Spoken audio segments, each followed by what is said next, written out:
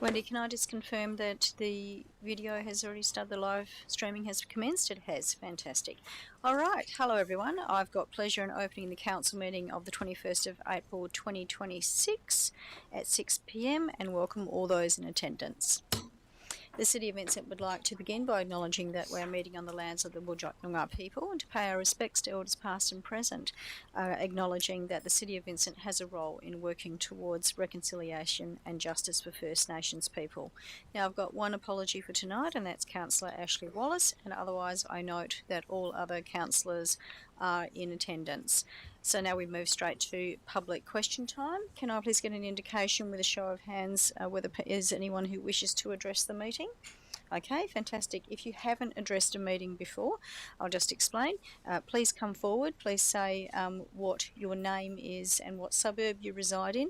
If you wish to speak to an item that is on the agenda, but you're not limited to that, then please tell us. Please tell me the item, because that will become the first item that we deal with on the agenda. The meeting is being live streamed, so if you don't want to appear on the live stream, please just let me know at the beginning of the remarks, and then we can turn off that live stream. Some of your remarks are going to be included in the minutes, and if there's any responses that are required, they will also be in the agenda for the next council meeting.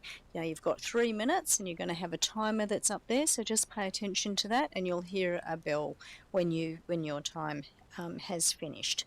So you just need to come forward whenever you want to, at any point and in any order.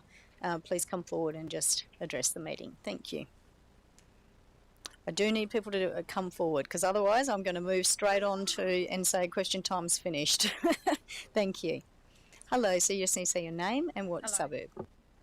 Good evening. My name's Teresa Adrians. I live in North Perth. My statement today is in relation to 3.1, the traffic calming requests and intersection investigation of Ellesmere and Eaton Street.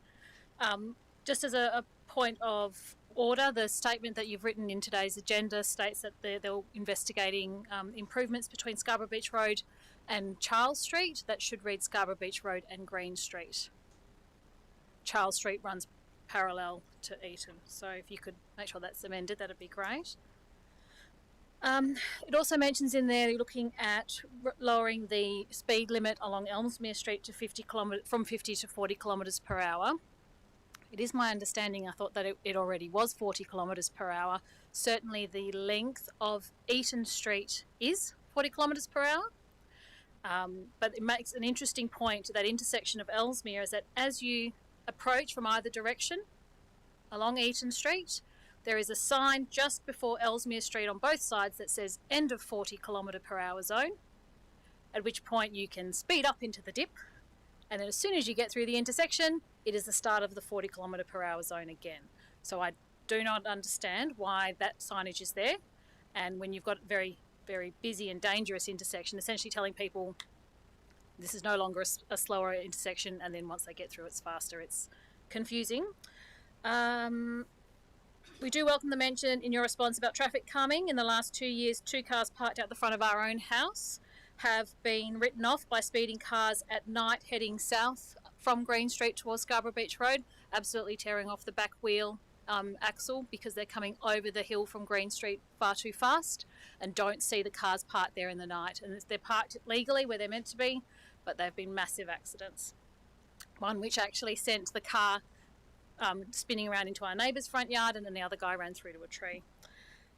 You mentioned in there that there needs 5 crashes. There have been well more than 5 crashes at that intersection over the last few years. There were 3 in one day, of which my husband was one of them. There was a motorcyclist who was injured, and ambulance and police, I believe, attended earlier this year as well. So there's well and truly been more than 5 serious crashes where cars have been written off or damage to people have been injured or damaged property.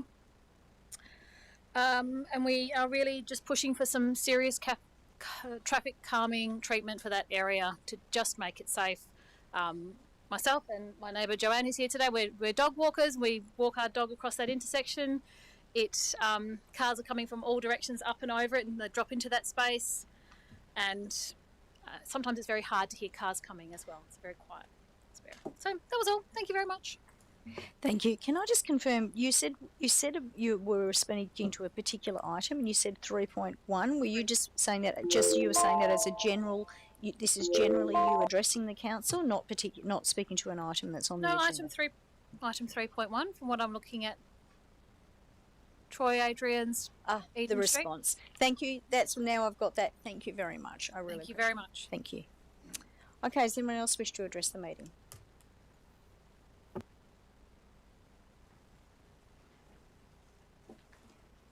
Just let you know that it's hard to hear you in the chamber here.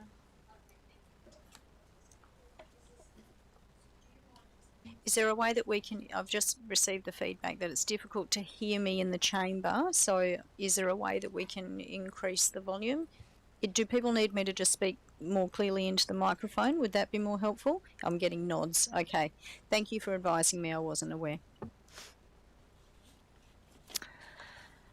Good evening, Mayor Zaman and councillors. Leslie Flory, 79 Sass Ave, Mount Hawthorn. In the last 2 years, my rates have increased by 34%, even though I can't build on my property because of a large active 900 stormwater pipe owned by the City of Vincent, which runs through it. The stormwater pipe has easements and restriction limits as to what I can develop and has affected the value of my property. I'd like to know where the City of Vincent publicly advertised proposed rate increases. I'd appreciate a complete list of all the platforms, publications and statutory notices. On what dates will the City of Vincent advertise the proposed rate increase for 2026-27? What process does the City of Vincent follow if a ratepayer objects to a significant rate increase, like last year, a 25% for me? Has the City of Vincent ever reduced a rate increase due to a ratepayer's objection and then applied it across the board? How does the City of Vincent determine the rates for properties with a substantial size dwelling, such as homes with 4 bedrooms, 3 bathrooms and multiple toilets, compared with properties like mine, a vacant lot, with a large City of Vincent stormwater pipe, easement and restrictions? Thank you. Would anyone else like to come forward and address the meeting? I've got an item, but it's 5-minute one. Is that later? So you're the deputation, aren't you? I will specifically call you when when the deputation comes forward. But thank you. Good evening, Peter Roussos, North Perth.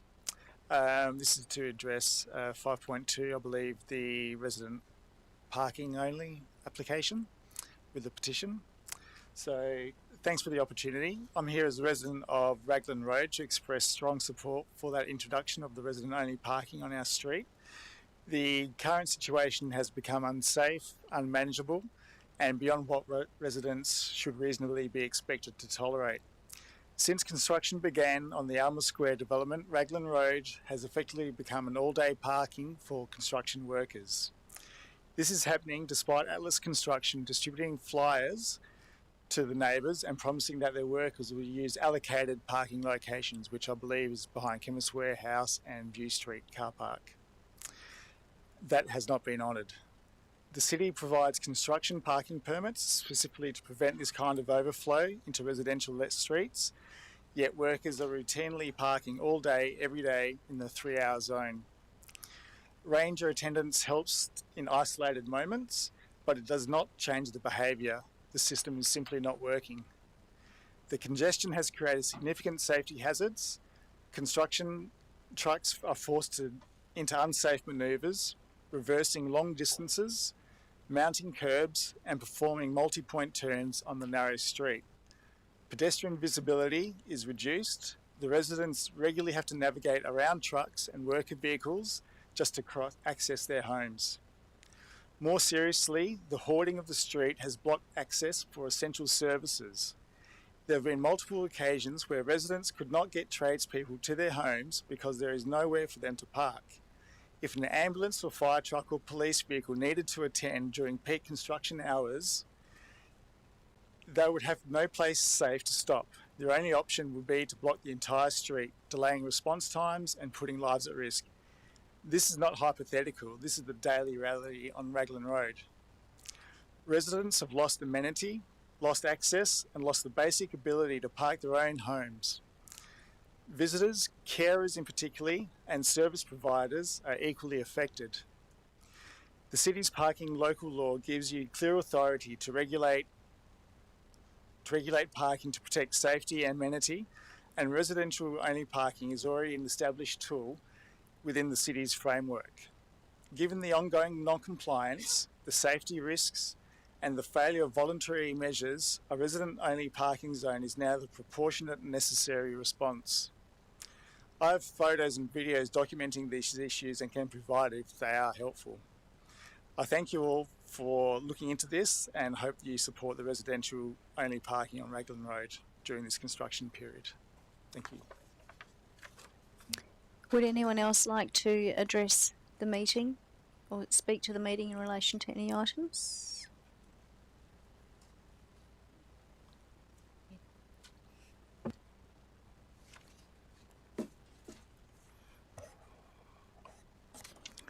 Good evening, Mayor and Councillor.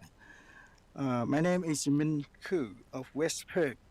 I am speaking to agenda item 11.1 and 12.4 regarding the city financial statement and risk management.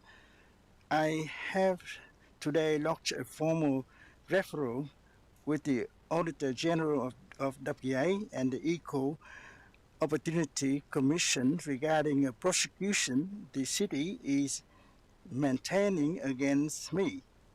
This prosecution is legal nullity because it contradicts the city on record. The evidence of judicial error. I have 4 specific questions for the Council. First, regarding jurisdictional risk, on 11 November 2020, the city issued a formal written admission stating it had no jurisdiction over the structure on my land.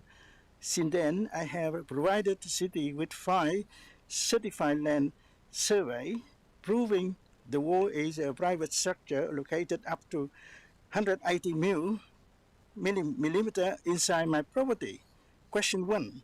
Why has the audit and the risk committee ignored this 2020 admission and the certified cadastral evidence allowing a prosecution to proceed on the basis of the manufacturer jurisdictional facts? Financial liability, the uneven hand. Second, regarding financial liability, this litigation is causing a direct liquidated debt of $30.98 per day in bank interest penalty for which the city is liable. The debt now exceeding $9,500. Question 2. Is the Council aware of the accruing daily debt? And what is the total expenditure of ratepayer funds on McCloy's solicitor for this specific matter? Thank you. Thank you very much. Does anyone else wish to address the meeting through public question time?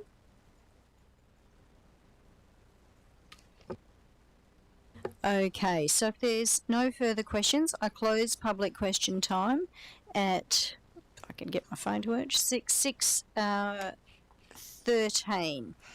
Okay, so those matters that have been mentioned, that have been identified, will be coming forward first on the agenda, and responses will be in the minutes. Now, Governance Manager, can you please confirm if any written statements have been received? Yes, through you, Mayor Simon, we have received questions in writing from Robert and Vesna Trevesky of North Perth in relation to item 5.2, and written statements and questions from Min Koo of West Perth, in relation to an ongoing legal matter and associated governance and financial issues. Okay, and I confirm that answers to those questions will be available for the next council meeting. Now, I don't have in front of me any applications for leave of absence from any councillors. Are there any applications for leave of absence? Okay, so I move on now to the receiving of petitions and deputations. I have approved a deputation for tonight's meeting, and that is Gaetano Ciano speaking on the Raglan Road resident-only parking petition. So if you just come forward, did you have a presentation, by the way, or is it you just speaking? You do? Yeah. Okay, can you just wait while we get the presentation ready so it doesn't cut into your time? No, you can stay there. I just want to make sure that we've got it all ready to go, that's all. Wendy, have you got that ready to go? We'll just get it all set up for you.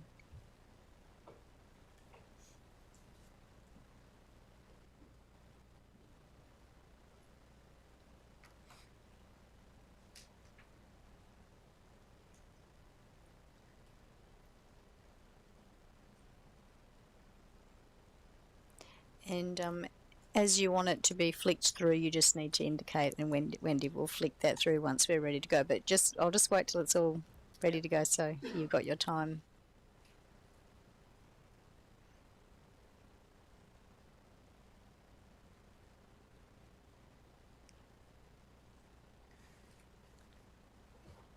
Okay, so are we ready to go? Okay, thank you. So we've got ready to go, and you've got 5 minutes, so you may begin your deputation. Good evening, Mayor and Councillors. So I'm here to talk about item 5.2. So I've got a nice little graphic here to discuss what that is. It's basically asking that we switch the 3-hour parking on Raglan Road, this short little part of Raglan Road here, from 3-hour parking to residents only. As you can see, the 9-storey Celsius development site is there. And that road is always full of cars, and I've got images to show you later. But what I'm trying to get at is it is really a localised change that affects only, our local residents ourselves. It doesn't affect the wider community. And we're having a lot of issues, and we have been having a lot of issues with the park. And so that strip of Raglan Road from Fitzgerald all the way down to Leek, just all we want to do is the updating of the signs from 3-hour parking to resident only, and I'll give the reasons why. Can we just go back one slide? So just one. So yeah, this as everyone's talked, you can imagine a 9-storey apartment block. How many cars are there? Every single inch of that street is taken up by 6 in the morning. Go back a bit. Yeah, so they're there in the morning. They park pretty much all the day. I know that the parking starts at 8, so they really get 5 hours there. And what's been happening, which is quite regular, is they will shuffle the cars every couple of hours, or the traffic controllers at the front will call everybody when they see the parking ranger comes around. They'll just drive around the street and reset their time. So it's causing a lot of issues for all the residents, including myself. As other people have mentioned, I can't get a tradesman. They can't park 2 streets down and drag their tools to my house. This has happened before. They just haven't come to my house. I know people with carers, aged carers, that refuse to go there anymore because there's no safe space to park. There is no space there. They have a driveway because the owner's got the car there. Like I said, there's police and other things that cause concern. So if I drop the kids off, I can't get my spot back at 8. In the afternoon, I probably can. It gets a bit better around 3. But in the morning, once I leave, that's it. I park down 2 streets down. And there are also safety risks. There's a lot of cars going down, a lot of quite quickly. I don't want to get into it, but I've had 2 side mirrors smashed. I can't prove who it is, but I've had 2 side mirrors smashed and replaced, and one car's been totaled. It's been the whole side of the car's been ripped. I think someone left, a truck went by, left some type of protrusion coming along and just sliced it, ridden it off. Other things, the noise and air quality, those trucks going by all the time, and other tradies, there's music blaring, there's other things, rubbish left around the place, what the tradies do. And sometimes there's, a little bit of inappropriate behaviour we experience there. But that's just some of the concerns. Can we go 2 more slides? Skip over, please.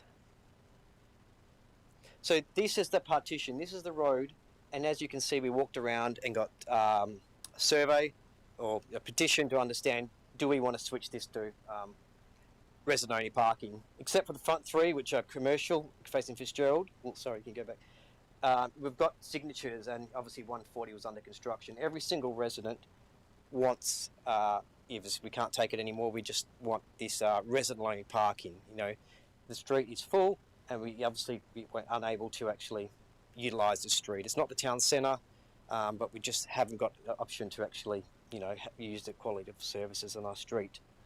If you skip over one more slide, this is just taken yesterday. This wasn't set up. You can come out day after day, 8, 7, 8, 9 o'clock for you see for yourself. It is always chock and block full.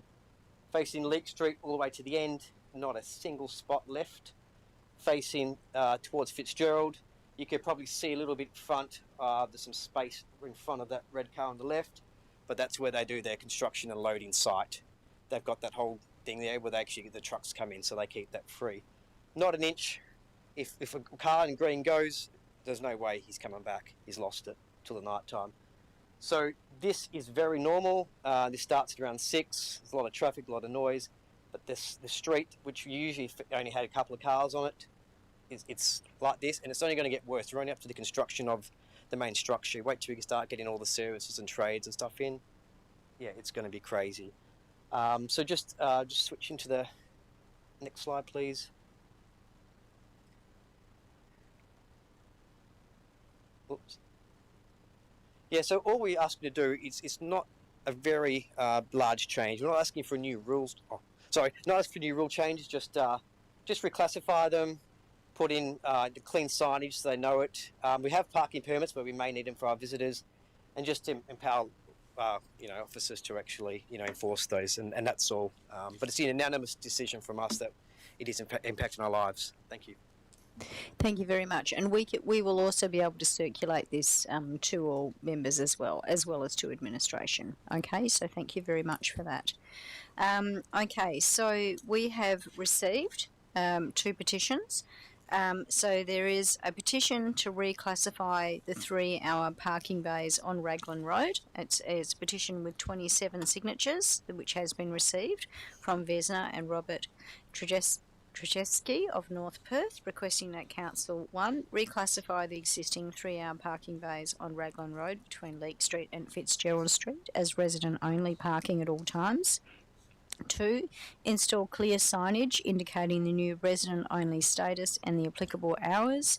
3. Issue resident parking permits to households on Raglan Road to accommodate resident visitors, carers and own tradespeople. And 4. Empower local parking enforcement officers to issue fines or warnings to non-resident vehicles that occupy these bays during the designated hours. So when there is a petition, clause 2.24 petitions in the City of Vincent Meeting Procedures Local Law provides the following options for Council on the receipt of a petition, and the only motions that can be considered are that the petition be received, or that the petition be received and a report be prepared, or that the petition be received and be referred to a committee for consideration and report, or that the petition be received and be dealt with by the Council. I'd like to propose that the petition be received and a report be prepared. Is there a mover for that? Moved Councillor Wolfe, seconded Councillor Castle. All those in favour? Okay, that's unanimous. We have received a second petition, and that's a petition to enable safe pedestrian crossing on Lord Street. So a petition with 33 signatures, as well as 8 signatures that didn't comply with the petition requirements, has been received from Alex Warren of East Victoria Park, requesting that Council prioritise and install a signalised pedestrian crossing, traffic lights, or construct an underpass on Lord Street to enable safe access between East Perth train station and North Metropolitan TAFE Mount Lawley campus at 350 Lord Street, Mount Lawley. And as has been circulated to councillors, this has already been agreed and is progressing. So I am going to move that the petition be received. Is there a mover for that? That's moved Councillor Castle. Is there a seconder? Seconded Councillor Poulios. All those in favour? Okay, that's carried unanimously. Thank you very much. Okay, so now I'm going to move on to, so I'll just explain. So for those people who are here, who were part of the presentation of that, we have voted to have, to continue that with a report. That means that it will come back to a future meeting for further discussion around that proposal. So that's what will be happening. So just thought I'd explain. So thank you very much for your time on that. And we will be advising you the meeting that it's going to be at as well. Okay, so now we move to the confirmation of minutes. I move that proposals that the minutes of the ordinary meeting held on the 10th of March 2026 be confirmed. Do we have a mover? It's moved Councillor Warner. Do we have a seconder? Seconded Councillor Wolf. All those in favour? Okay, that's carried unanimously. Okay, so now I want to make some announcements as the presiding member. And I particularly, as people are aware, we are in the throes of trying to determine the budget for the City of Vincent for the 26-27 financial year. There's already significant financial pressures that we're trying to grapple with as a council, just like everybody else. As in particular, our local government's being significantly affected by the increasing costs of not just petrol, but everything as a result of the Iran war. And so it's in that environment that we are also very concerned about the increased levels of cost shifting that's coming onto local governments. A particular concern that I want to raise tonight is the level of cost shifting that is now occurred in dealing with the ongoing management of Polyphagus shothole borer, which a challenge which has only arisen as a result of statewide biosecurity failures. So we know that when this was first detected and it became a federal strategy to address this, that elimination was the focus, and as a result there were significant funds which were made available to entities to be able to address this, including our local government. But now that the decision has been made to move into a management phase, which also incorporates measures to try to contain the affected areas, local governments have been requesting and getting increasingly concerned about the lack of detail being made available as to how this is going to be funded. And to date, no monies have been offered to local governments to ensure that ongoing management measures are going to be paid for. I want to be very clear, biosecurity is a state government responsibility, but it's now the ratepayers that are going to be left to bear these costs. These are ratepayers that are already paying taxes, and now they're going to be paying for it, paying twice over for what is effectively a state government responsibility. Now, the sorts of figures we're talking about in terms of ongoing management is huge. We know that the sort of figure we're looking at here in Vincent alone is looking at $400,000 just for the very, very basic Polyphagus shothole borer management measures for the next financial year. I'm aware that in order to be able to put in the optimal level of management, we are talking about $1 million. But we just don't have that money. And to give some idea for ratepayers what this means in real figures, every $480,000 that we have to find over and above our regular business translates to an additional 1% increase in rates for every single ratepayer. So it is significant. So the level of cost trying to manage what is a state government responsibility in order to ensure we don't lose all of our tree canopy, and in order to ensure that we are part of the solution to make sure that Polyphagus shothole borer doesn't move outside of the containment zone, is being borne by us, and that's unacceptable. Now, we're one of many local governments that's starting to speak up about this and say it's absolutely unacceptable. And when you look at the number of local governments that are now starting to bear these costs, we're talking about millions and millions of dollars that ratepayers are needing to find and they're needing to fund over and above the regular core business of local government. So this is a very very serious matter. And I'm not even talking about remediation works, I'm simply talking about management. And on remediation works, I do want to give a shout out to Patrick Gorman, who is the Perth federal member, who did give us an election commitment of $500,000 to be able to look at remediation of the islands and surrounds at Hyde Park after DPIRD made the decision to clear the islands. So I want to say a thank you to him for making sure that those monies have been made available. We would be in a very, very difficult position as a council right now if we were looking at having to to fund those remediation measures entirely on ourselves. And in fact, I would suggest that we probably would have really struggled to do it. So it's really highlighted how important it is that other tiers of government are able to come in to assist, particularly when we're talking about parks of state significance like Hyde Park. So we do need a very clear fundraising arrangement moving forward, and we need it now. Councils are asking for this now. Walga's been asking for it for a while now. We are writing to the Minister about this and requesting that this funding hole be urgently addressed. Hopefully we will get some sort of movement on this before we have to advertise what our new rates are going to be, because we are already facing enough pressure in terms of trying to meet the needs and expectations of our ratepayers in terms of delivery of services here as at a local government. CEO, have you received any declarations of interest? Through you, Mayor Zaman, I declared an impartial interest in relation to item 11.2, authorisation of expenditure, noting that I'm friends with the owner of one of the providers of one of the items on the expenditure list, being a bicycle rack, but I did not have any involvement in the procurement process.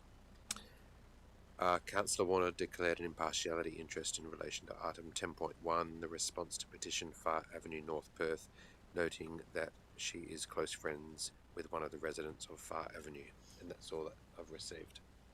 Do we have any other declarations of interest from any councillors? Okay. So, the items which are the subject of a question, comment or deputation from the members of the public are 11.1 and 12.4. Items which require an absolute majority decision are items 8.1. And we don't have any items where anyone has declared a financial or proximity interest. So, councillors, are there any other items that you wish to discuss? Councillor Warner. 10.1, thank you. 10.1.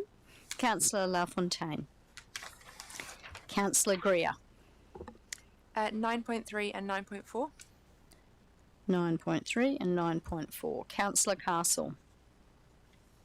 12.3 and 17.1, please. 12.3 and 17.1. Councillor Whedon. Nothing to add. Councillor Wolf. Nothing further, thank you. Okay, Councillor Poulios. Nothing further. Okay, so that's addressed my concerns as well, so I'll just work out with governance which items are proposed to be passed en bloc.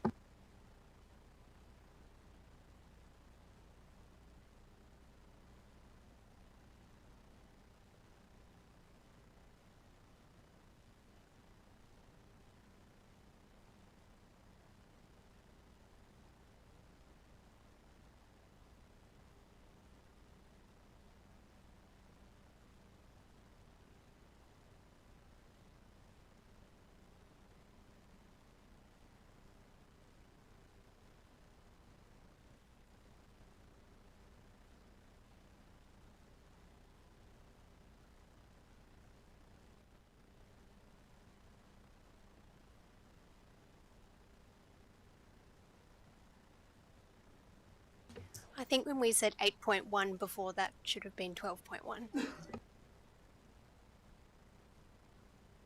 Okay, I note that Councillor Wolf actually would like to speak to 12.1. I'm just putting that on the record so that people know.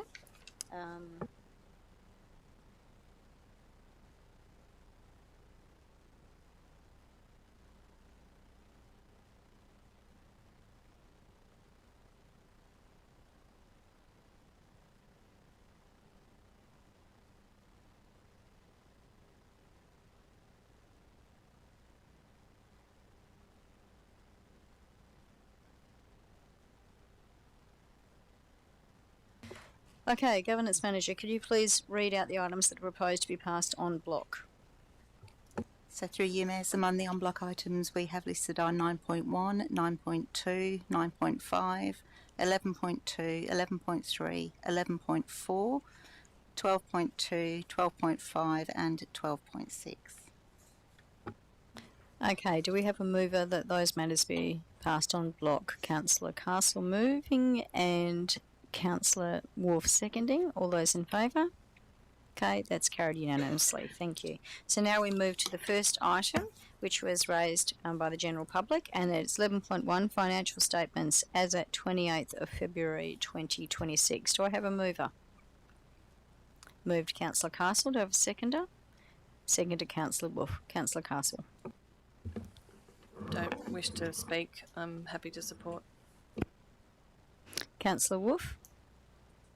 Same as me, don't have anything to add to that. Happy to support.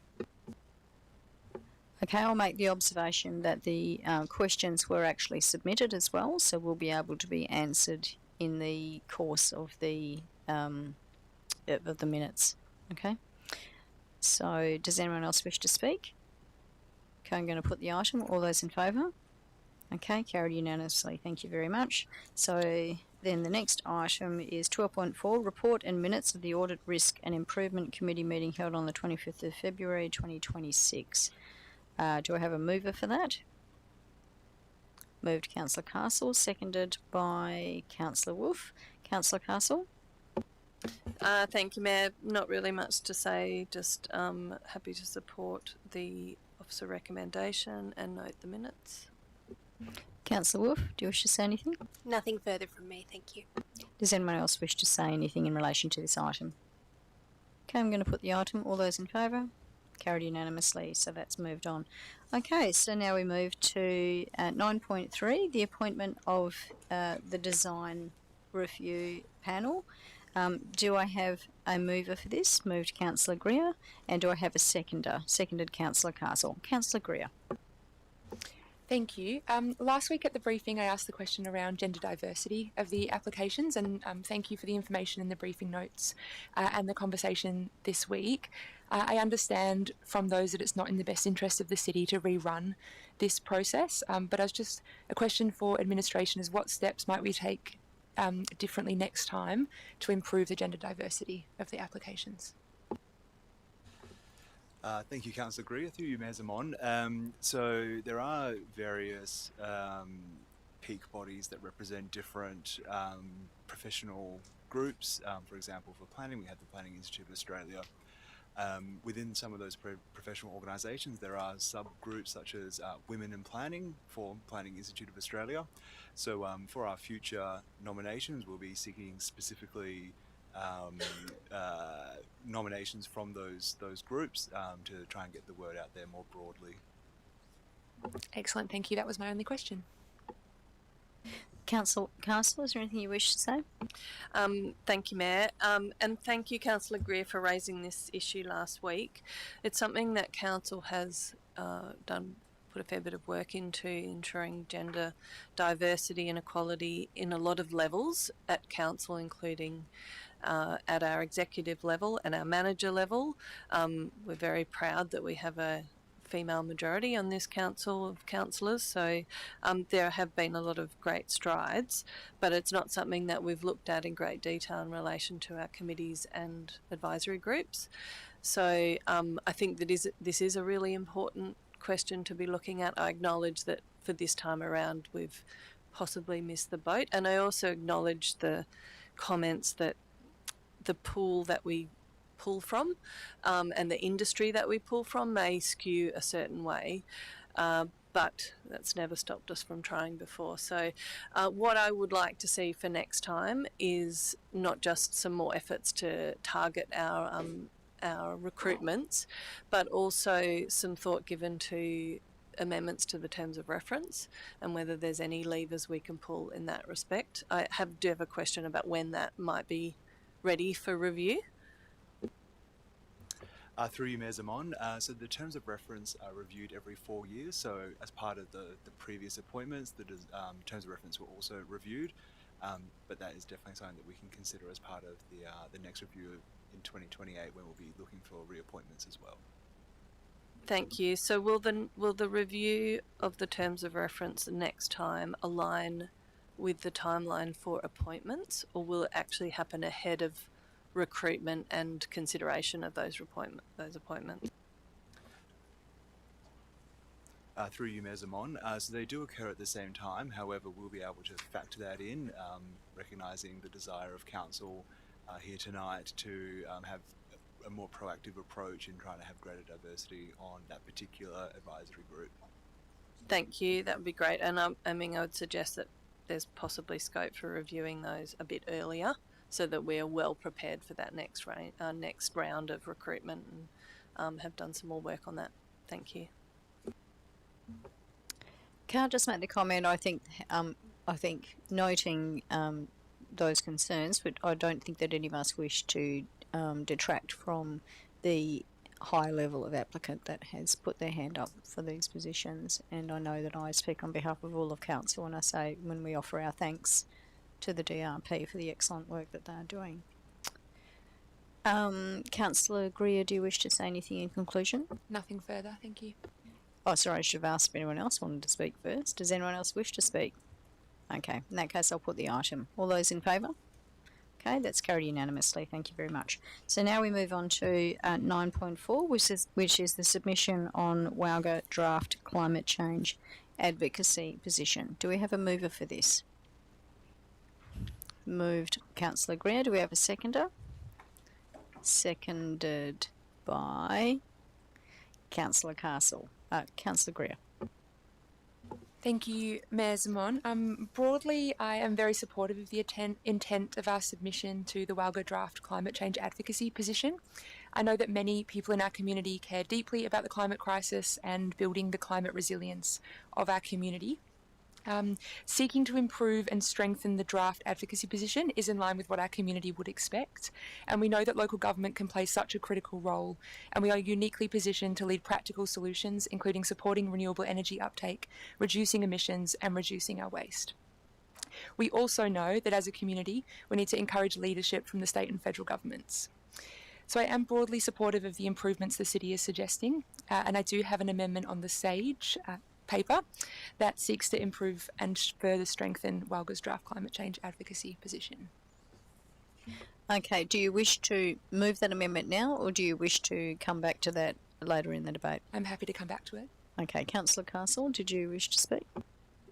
Thank you, Mayor. I don't have much more to add other than my support for the officer recommendation, and certainly interested in the debate on the amendment on the SAGE. I think that advocacy is a very important role for council in this space, because we are obviously limited in some of the actions that we can take at the local level, and to have that real impact, we have to try and leverage that into state and federal government. But happy to have further conversations about the amendment. Okay, does anyone else wish to speak to this item?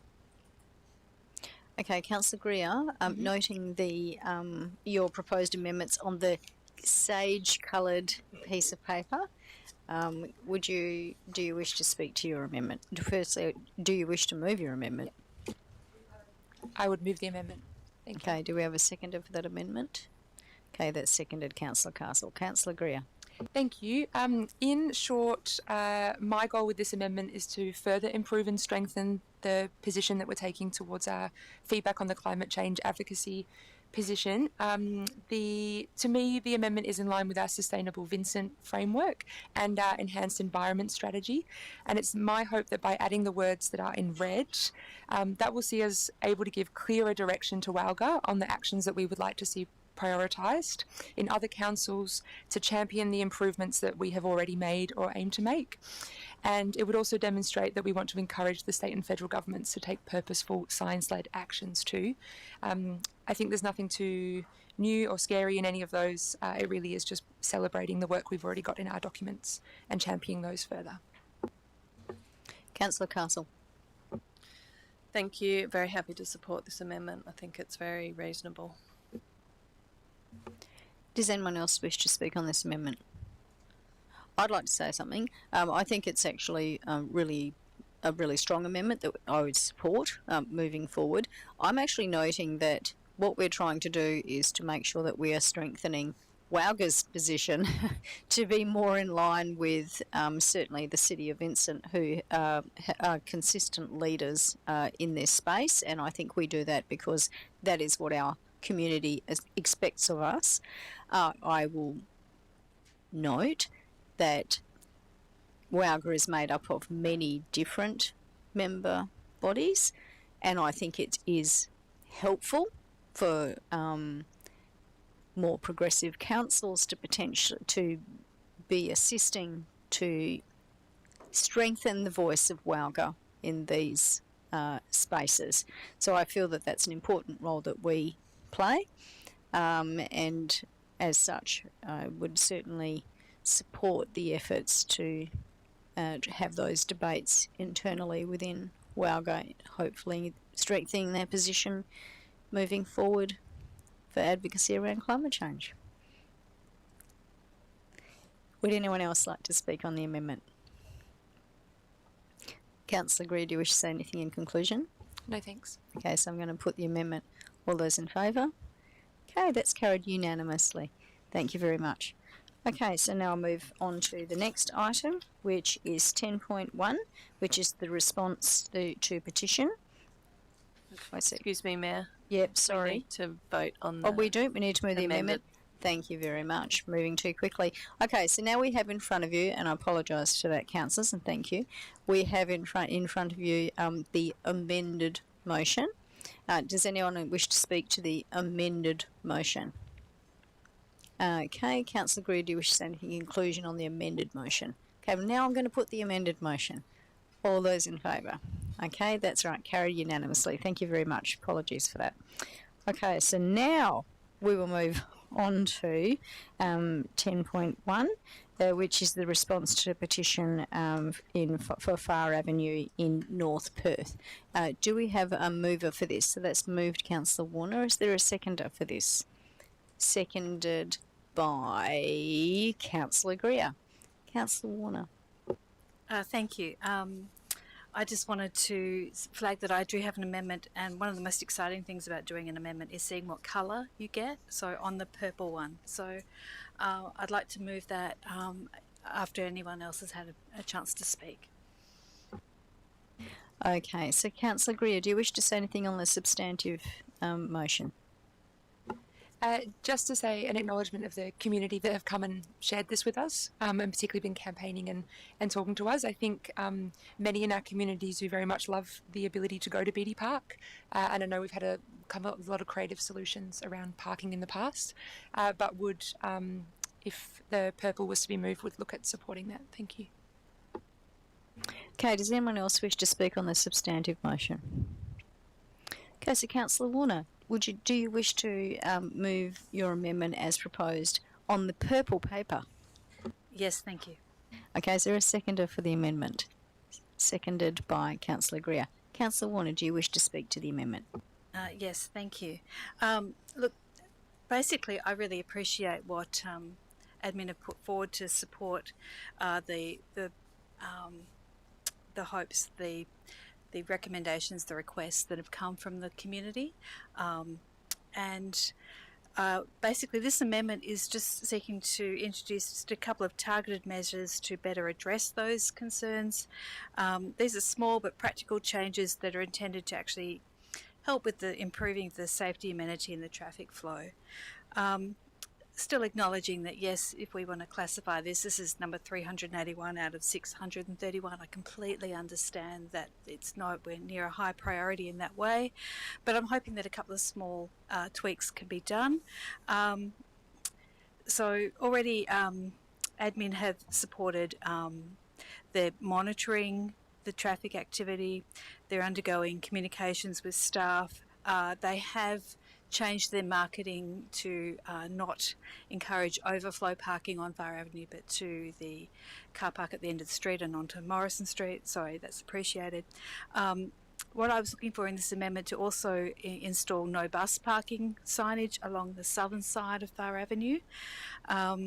This is while Beatty Park staff are actively keeping an eye and monitoring the parking of the larger vehicles, particularly the school buses every time there's lessons. The formal signage would be an unambiguous direction to the drivers, which would reduce the reliance on the Betty Park staff to have to come out and intervene, and hopefully would support more consistent compliance.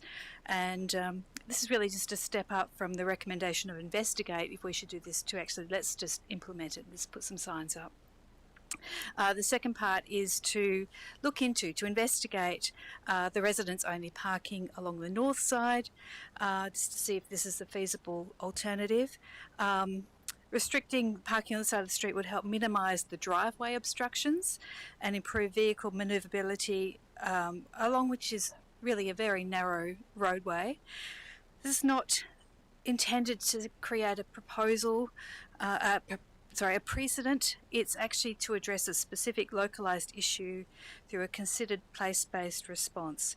The constrained width of Far Avenue, combined with parking on both sides, creates significant challenges for safe and efficient navigation. And this concern extends beyond proximity to a public facility and instead reflects the physical limitations of the street itself, including the absence of verges and the resulting impact on residents' ability to safely access their properties.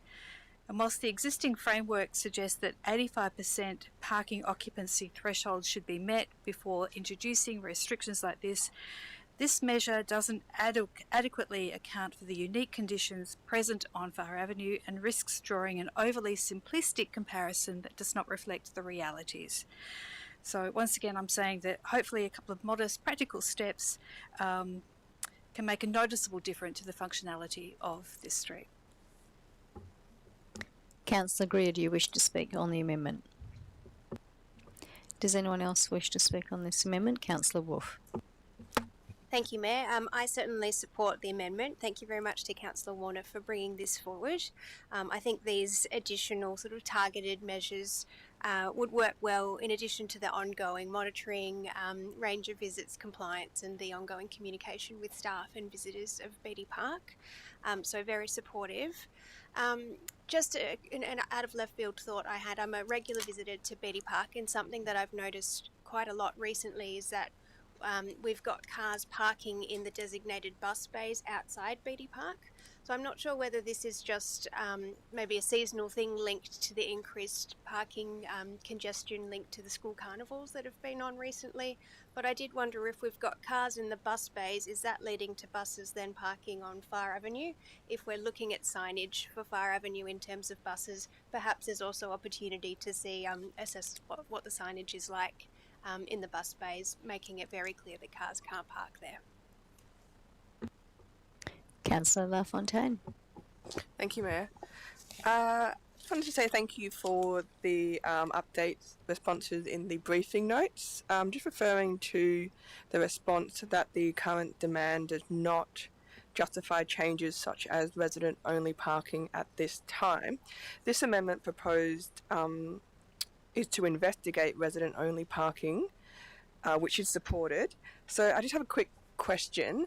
That question being, what outcomes of the investigation would result in resident-only parking at this location in the future? Director, you're responding? Okay. Thank you, through the chair. It would need to look at a range of factors, both occupancy rates, residents versus others, duration of that occupancy, road safety issues that might be created in that space, and also what other comparable areas that are under a resident request for resident-only parking, and what that impact might be. First thoughts would be that prior to resident-only parking, it would be to restrict the time limits in the space to make it less likely to be congested for long-term occupancy. So, for example, going from 3 hours to 1 hour may make a difference. So it might be a staged approach to try to tackle that issue and see what impacts, how that responds in that space. I'm also aware that Beatty Park is looking at trying to manage the car park itself better with the use of Easy Park, and we're just looking at that at the moment. So it'll be a combination of things. But I'm very conscious that within City of Vincent, parking constraints and demand is not likely to reduce in the near future. It will actually increase. And there needs to be a balance of parking between resident needs and those of the commercial interests in areas as well. Thank you for that. I'm happy to support the amendment, and I certainly agree with the reasons that have been provided regarding a lived experience of the residents. So, yep, thank you. Does anyone else wish to speak on the amendment? Councillor Whedon. I thank Councillor Warner for the amendment. I actually don't really point 6 regarding residents only parking. I think once we start pulling in that string, we're probably looking at 90% of our residents would ask for resident only parking on their street if they could. And I think that's a consideration. Beatty Park is a huge part of our community, and I understand that it does put pressures on everyone around it, but it's definitely not the only location in Vincent that has those pressures. We are a very vibrant, diverse, dense community, and with density, unfortunately, comes parking issues. So for me, I'd much prefer looking at things like charging people who park on the street. You know, we have to pay to maintain those roads for those residents. Certainly, while I think it's 3 hours free parking in Beatty Park, I can't see why we wouldn't be charging people as soon as they hit that street. Okay. Is there any other comments, Councillor Khan? Thank you, Mayor. I'm supportive of the amendment, but I do have to agree with Councillor Whedon. I'm not convinced that residents-only parking is the solution here or anywhere. But I note that this is only asking us to investigate, so I look forward to the report that comes back with some more detail on how that would work and whether that would actually alleviate the problems in a suitable way. But I do think we need to be careful about pulling that trigger just willy-nilly. Does anyone else wish to speak on the amendment? Okay, Councillor Warner, do you wish to close off your discussion? Thank you. Thank you for everyone for speaking to this. I absolutely agree with what you're saying, that this is to investigate with hopefully finding a solution, maybe solutions that we can implement around the community. Thank you to Peter for the options that may well come out of this through staged or all the variations, and that's the essence of the investigation, is to try to find the right way to proceed, because whilst this is a unique situation, every other street is unique in its own way. So we're going to be dealing with this question over and over again, so maybe we can just have a few more arrows to our bow or something. I don't know, but thank you. Okay, so now I'm going to put the amendment. All those in favour? Those against? Okay, so note that Councillor Whedon against, but that amendment is carried. So now we move to the substantive amended motion. Is there anyone who wishes to speak to the substantive amended motion? I will then make the comment that because people may not be aware that we of course are doing a whole of Vincent parking review. I note that almost every single meeting that we have, there is at least another request coming through for specialised parking measures in each street, in individual streets. And as Mr. Veris has rightly identified, this pressure is only going to increase. It's not going to become less.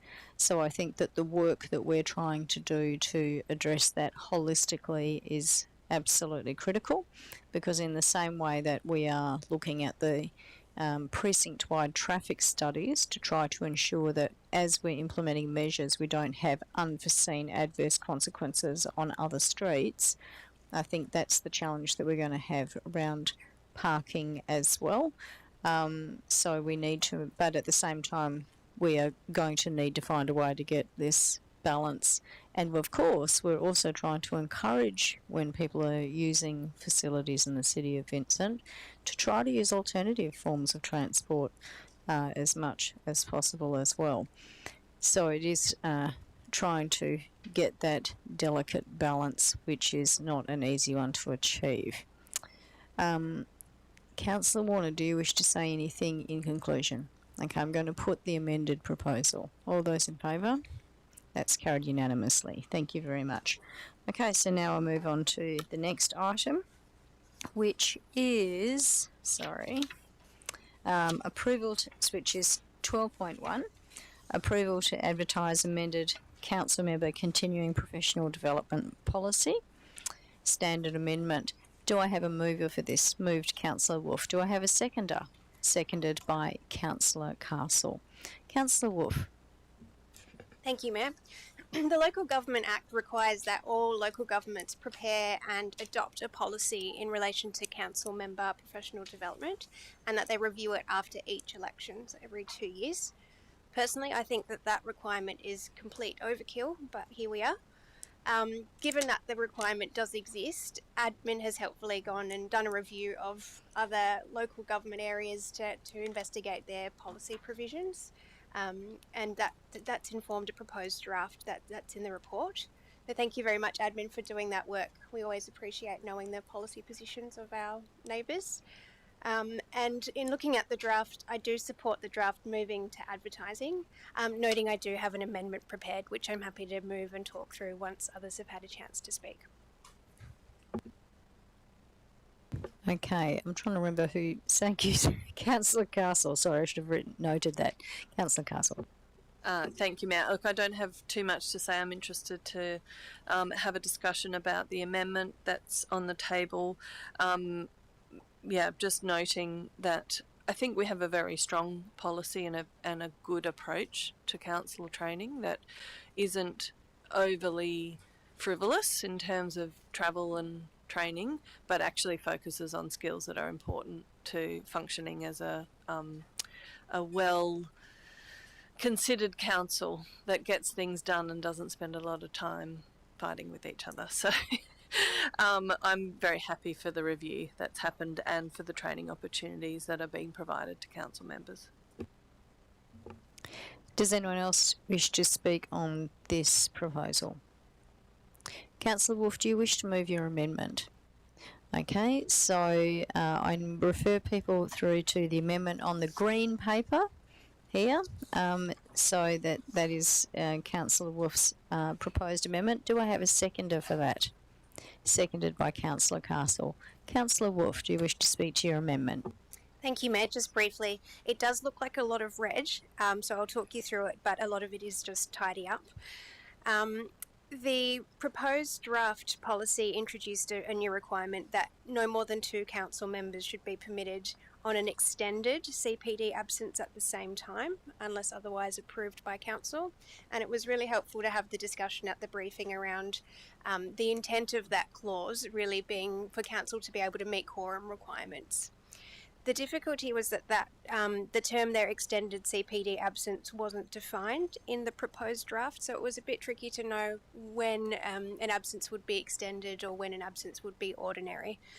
So what I've attempted to do there is remove that undefined term. The middle changes are really just wording tidying ups and removing superfluous wording, but I've introduced a proposed sentence at the end. When assessing requests from council members for PD, the CEO, in consultation with the Mayor, i.e. the existing approval process, must consider scheduling conflicts with council or committee meetings and the potential impact on quorum for those meetings. So the aim is that's a principled-based new provision rather than introducing an arbitrary limit of 2 council members. And having that flexibility and discretion also then allows the CEO and Mayor to consider other absences like planned leave or apologies that could be anticipated that could also impact quorum.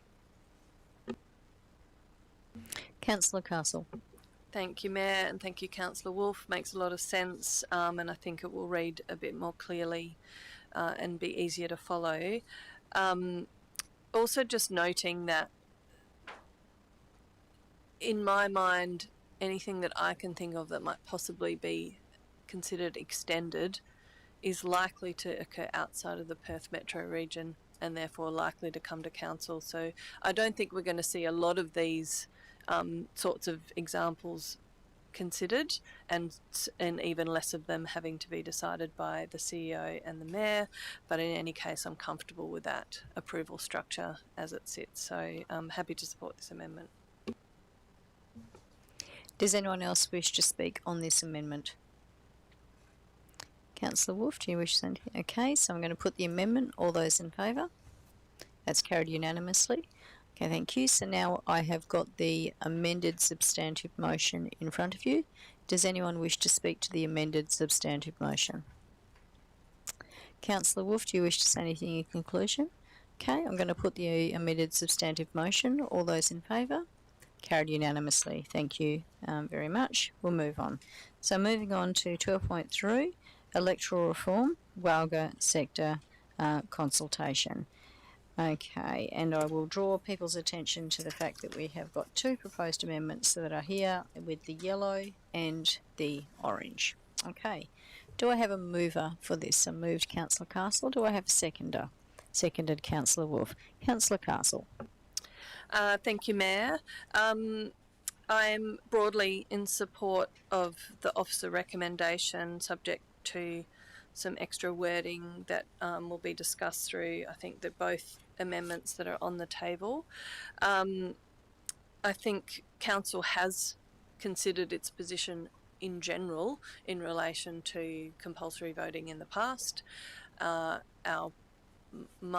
suspect our in principle position hasn't changed, but we have little information about how this will work. So that's the reason for some of the amendments that will be proposed. So I don't really need to talk much more to the substantive. Councillor Wolf, do you wish to say anything to the substantive motion? Okay. I do, thank you, Mayor. I think this is a really important conversation, and it is situated in a much wider context of local government reform.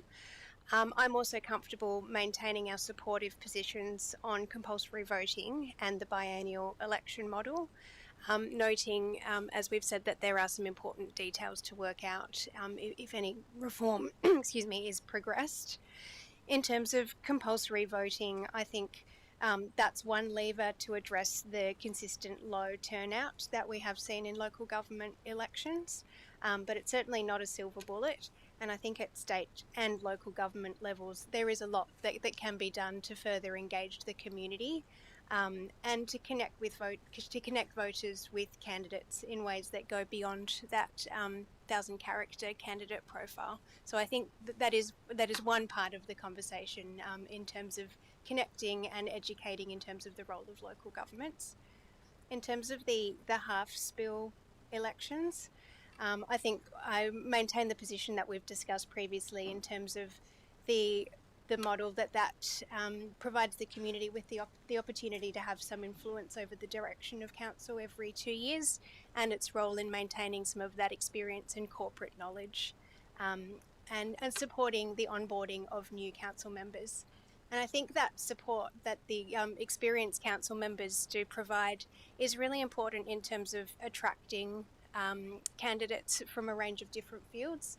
So it's really important that people can feel like they can put their hands up to run for a local council position, no matter what their sort of skills or experience might be, knowing that they will have the support from other elected members. So in terms of encouraging independent, community-minded grassroots candidates, I think that's really important to maintain. But really looking forward to having some further discussions about how we might refine some of our positions and feed that into the WALGA feedback process. Does anyone else wish to speak on the substantive in front of us? I'm just going to make the comment that I know that compulsory voting is, I actually very much support it as a fundamental principle at our both state and federal government levels, and it's a precious thing I think that we need to hold on to. I will note, however, the number of people and those of us who have made a point of door knocking Vincent during election times will know this. The number of people who've said that they didn't bother voting because they were so very happy with the role that the council's doing. So I think that sometimes the low voter turnout can be reflective of, dare I say, our complacency, because people are actually quite happy. And I note that in other councils, when things have gone completely awry, their voter turnout is higher because people suddenly realise the importance of engaging. Just thought I would make that comment. Now, we have, of course, does anyone else wish to speak on the substantive? Okay, we have 2 amendments in front of us. Councillor Castle, do you wish to move your amendments? You do? Thank you, Mayor. That's on the yellow. I'd like to move the amendment on the lemon. On the lemon. I'm so sorry. Here I am Yes, thinking how it's dare yellow you. and it's clearly lemon. Yes. Okay, so do we have a seconder for the for this? Okay, seconded Councillor Wolf. So Councillor Castle, would you wish to speak to the amendments on the lemon? Thank you, Mayor. These amendments really just propose putting extra detail into our reasons for the positions that we hold, and also qualifying in relation to the second one. The First Amendment seeks to just add more detail on the key considerations that we have taken in forming the position that we support half-spill elections. To my mind, when I look at how council operates, it operates far more like a board than a parliament. We don't have an opposition. We don't debate each other so much. We debate the motions that are being presented. And I think that given that, best practice for boards, including government boards, is to support half-spill appointments so that you retain that corporate knowledge, so that there's less disruption to the way the organisation runs. And as Councillor Wolf has alluded to, there's more opportunities for support and mentoring and retention of history. So I just, in the first point, I'm just seeking to make that a bit more explicit in terms of why we support half-spill elections. The second part of the amendment refers to question number 5, which is Council's support for compulsory voting. It doesn't change our in-principle position. However, as we talked about last week at the briefing, there's very little detail from state government about how this would actually be implemented, including no detail about who will bear the costs, what those costs would be, and on that basis I suspect they intend to push that cost down onto local governments.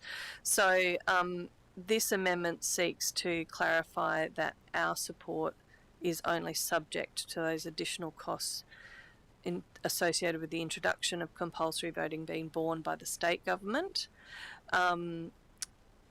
The other part of compulsory voting that I still have a question about is how this will apply to our business owners and their right to vote. Generally speaking, when we talk about state and federal elections, it is only residents who are on the roll, and they will be the only ones entitled to vote and the only ones who are required to vote.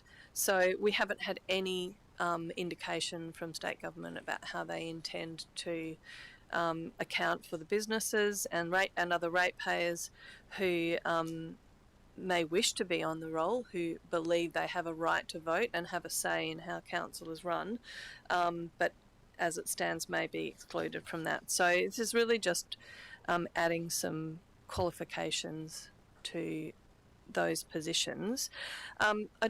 While I'm here, I'm just going to make a comment about cost on and as a result of compulsory voting. I think we talk a lot about the additional cost to councils and therefore to ratepayers, and that's not insignificant. We've got no information about how that will be applied, but I also wanted to make the observation that the introduction of compulsory voting will result in additional cost to candidates. This is something that all candidates, all of us around this table, will have considered when deciding whether to run for local government. Can I afford it? Who might support me? Where might I get some support or other funding, or will I be self-funding?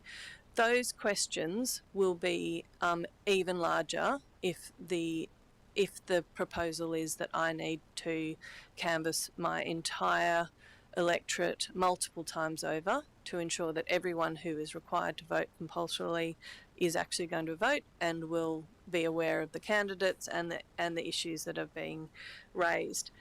It will necessarily result in more cost to candidates, and the end result of that will, in my view, will reduce diversity in the candidates that feel that they can run for council. What we have is an example of the result of this in the other states in Australia. Compulsory voting at the local government election level has led to a greater participation rate by political parties in local government elections. There will be many, many candidates who are unable to run unless they have the support of a political party.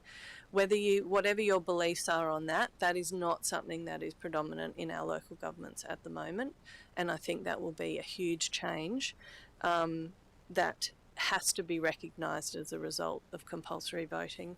So it doesn't change my in-principle support of it, but it is something that I have concerns about and what the perhaps unintended consequences of compulsory voting will be. Thank you. I'm winding up my time now. Thank you. Councillor Wolf. Thank you very much, Councillor Castle, for bringing this forward. I completely support the proposed amendments as well as your subsequent comments. I think I share your view in terms of it doesn't change my fundamental position, but I also share those concerns about what that means, particularly for independent candidates. I note that the introduction of preferential voting, I think, has already started that process with people having to start thinking in terms of collaboration, possible tickets, things like that. So I do share your concerns about possible unintended consequences. But in terms of the amendments that you've proposed here, I think you've done well to take a principled sort of theoretical debate and consider some of the further practicalities. So very supportive. Does anyone else wish to speak to these amendments? Okay, Councillor Castle, anything further? No? Okay, I'm going to put the amendments on the yellow. All those in favour? Carried unanimously. Thank you. So I note that we've got additional amendments on the tangerine. Oh, boom tish. Okay, so I'm just going to check. Councillor Wolf, do you wish to move those amendments? Okay, so we've got, looking at the tangerine, we've got a mover. Do we have a seconder for this? Seconded by Councillor Castle. Councillor Wolf. Thank you, Mayor. I have to use my screen because I can't read that red on orange.